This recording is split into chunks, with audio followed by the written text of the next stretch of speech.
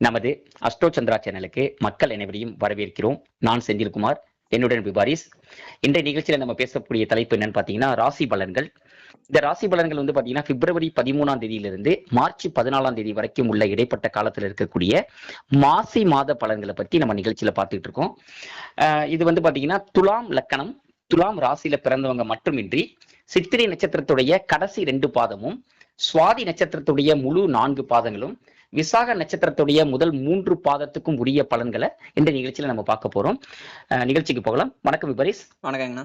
துலாம் லக்கணம், துலாம் ராசி, என்ன பலன்கள் மாசி மாதம்? ஓகே. துலாம் ராசி, துலாம் லக்கணம் பாத்தீங்கன்னா இந்த மாசி மாசம் கிரகண மாசமா இருக்கு. மாசி மாசத்துல சூரிய கிரகணம், சந்திர கிரகணம் இரண்டுமே நடக்கிறதுக்கு. என்னைக்கு வருது கிரகணம் துலாம் ராசி துலாம் லக்கணத்துக்கு? பிப்ரவரி 17ஆம் தேதி வந்து பாத்தீங்கன்னா சூரிய கிரகணம் ஆரம்பிக்குது. சூரிய கிரகணம் பிப்ரவரி 17ல சூரிய கிரகணம்.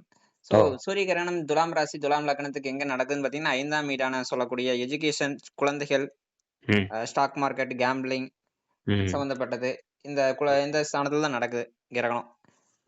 ஓகே. 5ஆம் வீட்டுல கிரகணம் நடக்குது. அதே சமயத்துல சூரியன், ராகு, புதன், சுக்கிரன், செவ்வாய் இதெல்லாமே 5ஆம் வீட்டுல தான் இருக்கு. ஆமா. சோ இப்ப துலாம் லக்னத்தோட மாசி மாசம் ஃபோக்கஸ் வந்து 5ஆம் வீட்டா தான் இருக்கும். சரி சரி.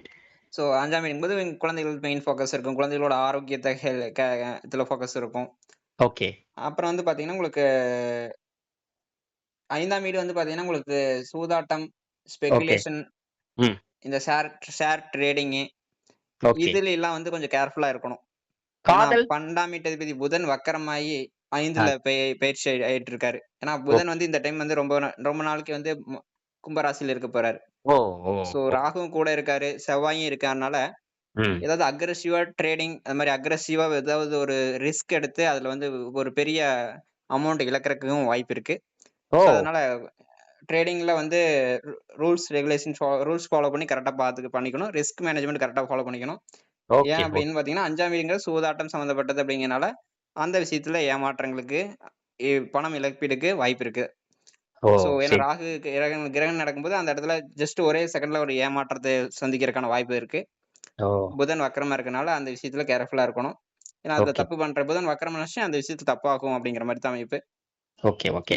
மறுபடியும் ரிவ்யூ பண்ணி மறுபடியும் பண்ற மாதிரி சிச்சுவேஷன் கொண்டு போகும். கண்டிப்பா கண்டிப்பா. சோ அந்த தப்பு பண்ணக்கூடாது. கண்டிப்பா. மத்தபடி வந்து பாத்தீங்கன்னா 6ஆம் வீட்டுல சனி பயிற்சி ஆயிட்டு இருக்காரு இந்த டைம். சோ சனி 6ல பயிற்சி, குரு 9ல பயிற்சிட்டு இருக்காரு. ஹையர் ஸ்டடீஸ் போறவங்களுக்கு சிறப்பான டைம் தான். ஹையர் ஸ்டடீஸ் படிக்கிறது அப்பாவுக்கு சிறப்பான டைம் தான். 6ஆம் வீட்டுல சனி உட்கார்ந்திருக்கிறது, இதே சமயத்துல கிரகணம் 5ஆம் வீட்டுல நடக்கிறது. 5ஆம் வீட்டுல கிரகணம் இருக்கும்போது அது 6ஆம் வீட்டுக்கு 12ஆம் வீடா இருக்கறனால கடன் நோய் எதிரில வந்து இவங்களுக்கு ஒரு தீர்வு கிடைக்கிறதுக்கு வாய்ப்பு உண்டு. கடன் இருந்துச்சுன்னா கடன் குறையறதுக்கு சிறப்பான அமைப்பு இந்த மாதம். அருமை அருமை அருமை. அருமையான ஒரு தகவல். நோய் கடன் எதிரிகளா கொஞ்சம் விலகிறதுக்கு அமைப்பு இருக்கு. அருமை அருமை. துலாம் லக்கணம் துலாம் ராசியில பிறந்தவங்களுக்கு 5ஆம் வீட்டுல கிரகணம் நடக்கிறதுனாலையும் 5ஆம் வீடு ரொம்ப பவர்ஃபுல்லா இருக்கிறதுனாலையும் 5ஆம் வீடுங்கிறது ஸ்பெகுலேஷன், சூதாட்டம் இதெல்லாம் சொன்னாங்க விவாரிஸ். கூடுதலா பாத்தீங்கன்னா லவ்னு சொல்லக்கூடிய காதலுக்கு உரிய இடமும் அந்த 5ஆம் இடம் தான். சோ காதல் சார்ந்த விஷயங்கள்ல ரொம்ப கூடுதல் கவனமா இருக்கணும் அப்படிங்கிற தகவலையும் நம்ம இங்க பதிவு பண்றோம். சோ அந்த காதலன் காதலி அந்த விஷயங்கள்ல நீங்க வந்து ஏதாவது சொல்ல போனா கேர்ள் ஃப்ரெண்ட் சீட் பண்றதோ பாய் ஃப்ரெண்ட் சீட் பண்றது பாசிபிலிட்டி வந்து ரொம்ப ஹெவி இந்த மாசத்துல. கேர்ஃபுல்லா இருக்க வேண்டியிருக்கும். கூடுதல் கவனமா இருக்கணும். பாய் ஃப்ரெண்ட் கேர்ள் ஃப்ரெண்டோட சண்டை சச்சரவு, லவ்ல ஃபைட் கண்டிப்பா இருக்கு. லவ்ல கம்யூனிகேஷன்ல கண்டிப்பா ஃபைட் உண்டு. Okay okay okay. கேர்ஃபுல்லா இருக்கணும். அதுல பண்ணோம். அதே நேரத்துல 11ஆம் வீட்டுல கேது போயிட்டு இருக்கிறதுனால மூத்த சகோதரத்துடைய திருமணம் சார்ந்த விஷயங்கள், மூத்த சகோதரத்துடைய ஆரோக்கியம் சார்ந்த விஷயங்கள்ல கூடுதல் கவனம் எடுத்துக்கணும். அதே நேரத்துல வந்து பாத்தீங்கன்னா ஹையர் ஸ்டடி, ஹையர் லேர்னிங்லாம் நல்லா இருக்குன்னு துபாரி சொன்னாங்க. மற்றபடி பாத்தீங்கன்னா ஆரோக்கியத்துல பெரிய அளவுல ட்ரபிள் இல்ல, எல்லாமே நல்லா இருக்கு. நோய் எதிரி கடன்லாம் ஒரு கண்ட்ரோல், ஒரு சேஞ்சஸ் நடக்க போகுது. ஏன்னா சனி 6ஆம் வீட்டுல இருக்கு.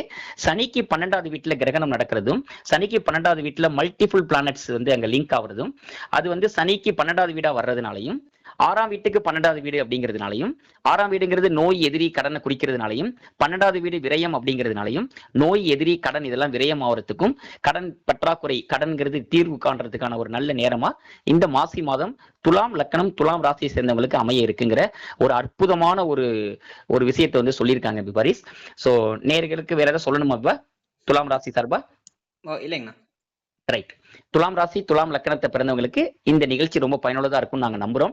இது போல நல்லதொரு நிகழ்ச்சியில் மீண்டும் சந்திக்கும் வரை நன்றி, வணக்கம்.